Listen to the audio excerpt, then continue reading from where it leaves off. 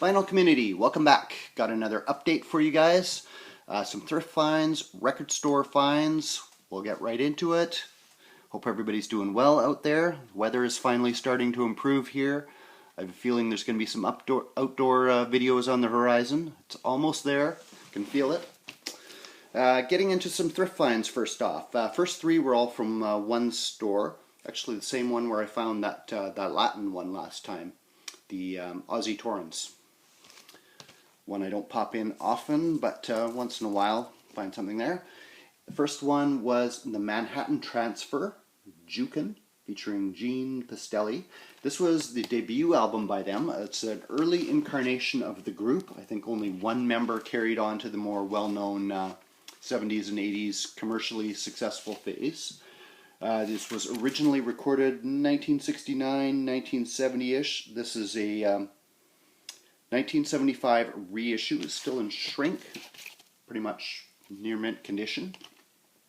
And it's a mix of kind of a swing era jazz, doo-wop revival, and even a bit of hippie blues rock on there. So interesting stuff. I've never really listened to much of them. I got a compilation on CD. Next one, I was showing the debut, or not the debut album, but an earlier album by this artist in a video quite a while back. It is Dory Previn, Mythical Kings and Iguanas, kind of West Coast singer-songwriter. Dory Previn had been married to Andre Previn. She had had a very traumatized childhood as the daughter of a World War I vet who has had what would be called post-traumatic stress syndrome today. At one point he held the family at hostage in their home at gunpoint. She went on to become a lyricist, went to work for MGM in the film scoring department, connected with Andre Previn. The two became a film score team. They worked on the Valley of the Dolls soundtrack in 1967. After that, Andre began an affair with the actress Mia Farrow, which led to the breakup of the marriage. Dory had already had some mental instability issues. She'd had a breakdown before that. This sent her into another one. She ended up institutionalized, treated with electroshock therapy, but emerged in 1970, I believe, with her album On My Way to Where, which saw her becoming a more introspective solo singer-songwriter. Very dark, harrowing subject matter in places, as you can imagine. And her songs fleshed out by studio hands like Larry Knechtel in kind of a West Coast country rock style with a little bit of kind of a vaudeville theatrical elements here and there. This is a follow-up from 1972, I think, on this one. Mythical Kings and Iguanas, kind of similar sound and style, but a bit more humor on this one, kind of getting into a psychoanalytical look at the perils and pitfalls of finding love in Hollywood. And it's got Mary C. Brown and the Hollywood Sign, which tells the true story of a 1920s actress who committed suicide from the letter H of the Hollywood sign, kind of commenting on the elusiveness of the Hollywood dream, which Dory Previn knew very well. As the line goes, she made the obituary columns right above the daily trades. One more from that stop. It is the Supremes, Sing Rogers and Hart. Pretty much the Supremes in that showbiz Broadway kind of mode as you'd expect, but with the Motown crew backing them up on all those songs. Tamla, kind of hard to pass these up when you see them in clean shape. One stop from another store. They got in a whole bunch of albums that had no covers, so they were just blowing them out for 99 cents. There was some stuff in there that was pretty decent, but the only one I ended up picking up was Mongo Santa Maria Explosion on Riverside, 1968 on this one, and just some blazing Afro-Cuban percussion running through some songs like Fatback, Cornbread Guajira. What else we got? Sweet Tater Pie, just cool stuff. Another one by Buffy St. Marie. I keep showing her whenever I pick her up. Moonshot. This is a later one from 1972 on Vanguard still. Cover a little beat up. It's got a little bit of what you might call country funk on here. as well as the more folk-based stuff. Also a bit of what sounds like synthesizer or electronic drums on there. Must be quite an early use of that. Switching to a different thrift store, I had two quite surprising finds there. Bow Wow Wow was the first one, The Last of the Mohicans, 1982 4-song EP with their song I Want Candy. Of course, members of the Adam and the Ants poached for this one with the teenage lead singer Annabelle, what was her name? Can't recall her name, but kind of controversially portrayed on some of their album covers. But kind of drum focused, just kind of new wavy rock, I guess you would say. And there at the same time, I was flipping through the bins. There was not much of interest, but all of a sudden coming up, I was extremely surprised to see Brian Eno and David Byrne, My Life in the Bush of Ghosts. That is on Sire. Very excellent condition on this one, except for a few little light scratches here and there, nothing audible. But 1981 on this one, I think it was actually recorded in 1979 after they had collaborated on a Talking Heads album. Early use of samples on here, mainly from found sounds, what they would call, samples from radio show dialogue and stuff like that. And quite a world music focus on here, mainly African and Middle Eastern textures. You've got Bill Laswell on bass, adding kind of a dub feel to it in places. Chris Franz, also from Talking Heads, on drums. Very nice find there. This other thrift store had in a big haul of 12-inch singles, a lot of alternative rock, pop from the 80s. I didn't really buy anything from there, but one I did pick up was Bardot, Magic Carpet Ride, 1987 on this one. I remember in the late 80s, the radio going this very dance pop kind of centric. Didn't really interest me too much at the time, but I did sort of like this song. Never saw it on vinyl before, so I picked it up. Now, in the middle of these rock and pop singles from the 80s, I found some Jamaican 12-inch singles, reggae, which was pretty unusual. And I just did that Reggae Thrift Finds video not too long ago. So, I don't think these would have been part of the same, it must have been some kind of DJ collection, but I can't see a DJ mixing these kind of songs in his set, so they must have ended up there from somewhere else. More reggae-centric selector. But first up is on the G-Clef disco sleeve. It's a song by Clyde Gordon called Baby, What About Me? What About You?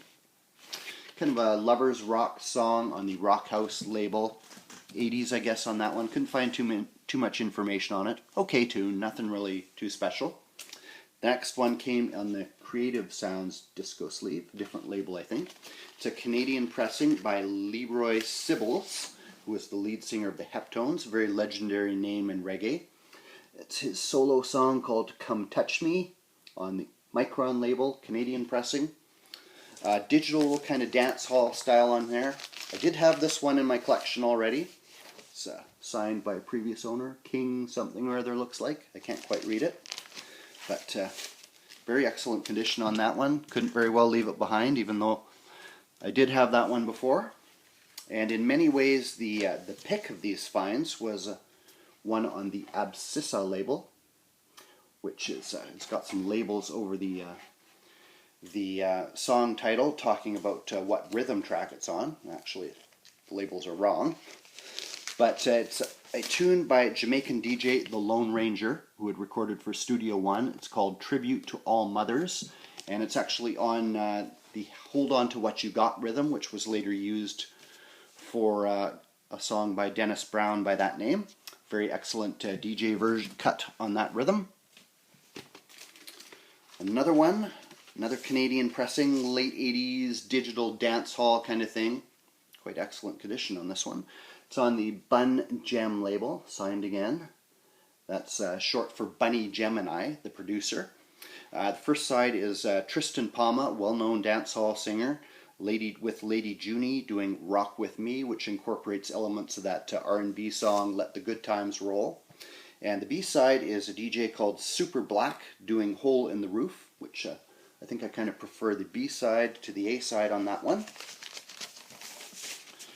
And the last one is one I would not have known what it was if I hadn't picked up a record by this guy at a record fair last year on a Sam extended play sleeve. I think these sleeves are all mismatched, but it's actually a UK pressing on Firm Records by Unit 19 Crew featuring Skipper Logan on vocals, which I picked up a record by Skipper Logan last year. I would have shown it in a video. It's called When Jah Come. And tracks, side one on here is Intelligence Superior, which is kind of a chant to Jah. And the B-side, Now Want Her Again, is more of a lover's rock tune.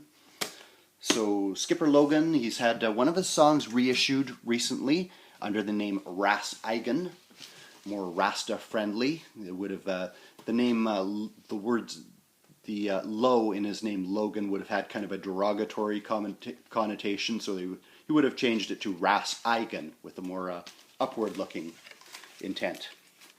Getting into a few record store finds, record cheap bins. Found this one on the RCA Victor label. It is Bush, kind of Toronto area blues rock. Late 60s, early 70s on this one. Kind of a bit of country rock on here as well. Looked too interesting to pass up in the cheap bins. This one was another one in a different store's cheap bins. $3 I found this one for. Cover a little beat up. The vinyl is in excellent condition. It is Cat Mother and the All Night Newsboys, The Street Giveth and The Street Taketh Away, Polydor, recorded in 1968. And the thing that intrigued me about this was produced by Jimi Hendrix with Cat Mother. I don't really hear any Jimi Hendrix input on this one. They did open for him in some of his later shows, but this is basically blues rock, a bit of that Grateful Dead kind of bluegrassy kind of sound. The semi-hit off here I think was called Good Old Rock and Roll, which was a medley of 50s rock and roll tunes and kind of that revivalist thing that was going on at the time with bands like Sha Na Na coming out.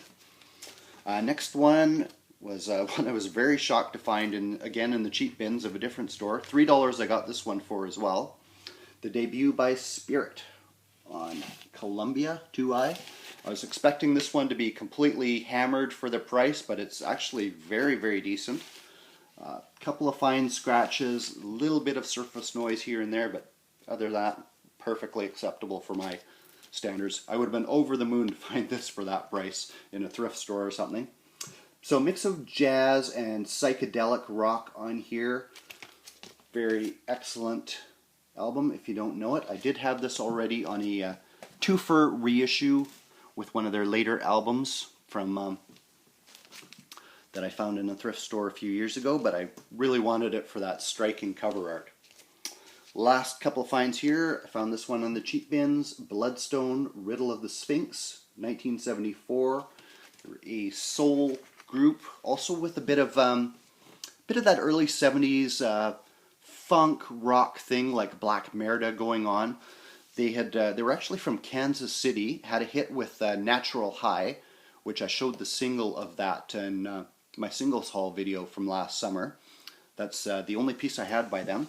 But they actually went to England to record this one. I think it's their 5th album on the London label. And quite a heavily orchestrated. The songs kind of segue into each other with this sort of Sphinx era or Sphinx bit of spoken interludes that kind of segue into each other, and intros and outros, but very heavily orchestrated, composed. But there's quite a bit of Temptation style, Norman Whitfield era kind of psychedelic soul, I guess I would say, on there, and also, as I said, a bit of rock and funk influences. Next up is found this in a record store. Light in the Attic reissue of Spooner Oldham's Potluck. He, of course, was the organist, played in Muscle Shoals, Fame Studios, heavily involved in songs like Wilson Pickett's Mustang Sally, played on Percy Sledge's When a Man Loves a Woman. Side 2, he runs through a lot of those hits that he played on. What do we got? Aretha Franklin's Respect. It does a cover of Will the Circle Be Unbroken. And then side one is some originals. Some decent stuff. Didn't really blow me away. Sounds like as the liner notes kind of indicate, they didn't really put a lot of thought or planning into it. They just kind of banged the album out. So it's interesting. I don't know if it'll be sticking around forever, but it was good to listen to. I got that pretty cheap. Must have been it's a very recent reissue. Somebody must have cashed that in. 2015 that came out on Light in the Attic. Last up, this one is well known in the vinyl community. I've never owned it before, never heard it before, never even heard of it until I joined the vinyl community. But I happened across, this is only the second copy I've ever seen in the wild. I happened across this in a record store. It is McDonald and Giles with that beautiful gatefold. And it's on the Cotillion label, Canadian pressing. Absolutely beautiful condition. Paid a few bucks for this one, but only the second copy I've ever seen in the wild. So, bit of psychedelia on here, progressive rock. There's some Beatlesque kind of Sgt. Pepper era chord structures and harmonies, I would say. A bit of Jethro Tull with kind of the progressive flute in there. And just a lot of long, sweet songs. Steve Winwood is on the first track playing organ. Traffic was recording in the studio at the same time they were putting this together. And I think one song was sampled by the Beastie Boys, I read. Some cool kind of funky drums on here and a couple of tracks. Ian MacDonald and Michael Giles with Peter Giles on bass guitar. Very happy to add that to the collection. Beautiful, beautiful album. So that's what I got for you today, guys. Cheers. Take care.